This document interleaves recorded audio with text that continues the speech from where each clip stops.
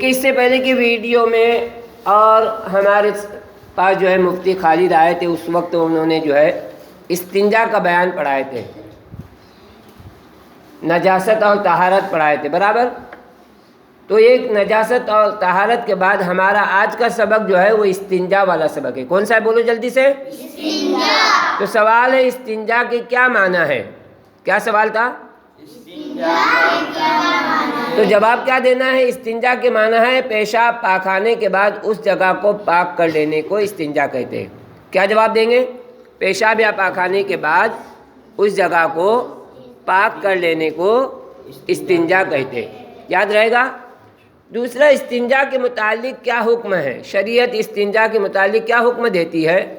تو اس کا جواب کیا دینا ہے؟ پیشاب یا پاخانے کے بعد جو ناپاکی لگی رہے اسے مٹی کے ڈھیلے سے یا پتھر سے صاف کرے، پھر پانی سے دھو ڈالے۔ اس کا نام کیا ہے بولو؟